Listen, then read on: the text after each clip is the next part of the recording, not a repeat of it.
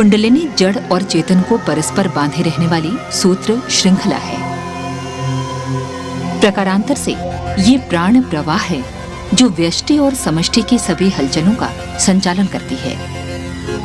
नर और नारी अपनी जगह पर अपनी स्थिति में समर्थ होते हुए भी अपूर्ण हैं। इन दोनों को समीप लाने और घनिष्ठ बनाने में एक अविज्ञात चुंबकीय शक्ति काम करती है।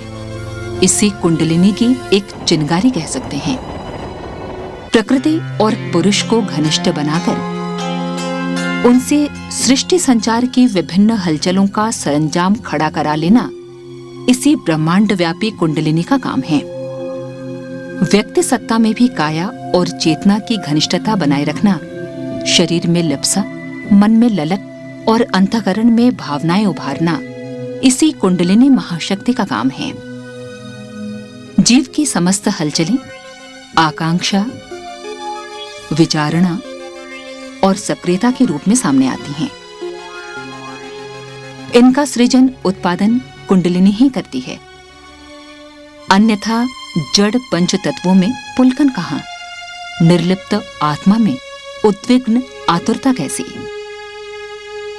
शरीर शास्त्र की दृष्टि से कुंडलिनी का विश्लेषण प्राण विद्युत एवं जीवनी शक्ति के रूप में किया जाता है। मेरुदंड शरीर की आधारशिला है। इस पोले मेरुदंड में शरीर विज्ञान के अनुसार अनेक नाड़ियां हैं जो विविध कार्यों में नियोजित रहती हैं। आध्यात्मिक विज्ञान के अनुसार इनमें प्रमुख 3 नाड़ियां हैं, इड़ा, पिंगला और सुषुम्ना। इड़ा पिंगला की 2 धाराएं मिलकर सुषुम्ना की सृष्टि करती हैं। सुषुम्ना नाड़ी के अंतर्गत भी 3 अत्यंत सूक्ष्म धाराएं प्रवाहित होती हैं, जिन्हें वज्रा, चित्रणे और ब्रह्म नाड़ी कहते हैं। ये ब्रह्म नाड़ी मेरुदंड के निचले भाग में अवस्थित मूलाधार चक्र के एक काले वर्ण के षटकोण वाले परमाणु से लिपटकर बंध जाती है। षटकोण परमाणु को योगिक ग्रंथों में कूर्म कहा गया है।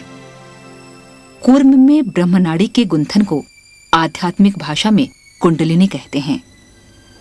मेरुदंड के आधार से लेकर मस्तिष्क तक ब्रह्मनाड़ी से प्राण प्रवाह के मध्य 6 चक्र स्थित हैं। क्रमशः मूलाधार, स्वाधिष्ठान, मणिपुर, अनाहत, विशुद्ध एवं आज्ञा चक्र के नाम से जाना जाता है। मस्तिष्क में प्रविष्ट होने पर यह नाड़ी हजारों रश्मियों में बिखर जाती है, जिन्हें सहस्रार की संख्या दी गई है। मूलाधार चक्र से प्राण का प्रवाह कुंडलिनी की सामान्य सुषुप्तावस्था में जीवन के लिए आवश्यक प्राण विद्युत प्रदान करता है।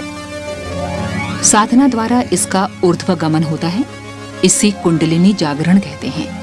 विभिन्न चक्रों में जागृत कुंडलिनी की शक्ति क्रमशः जीवनी शक्ति, योगाग्नि,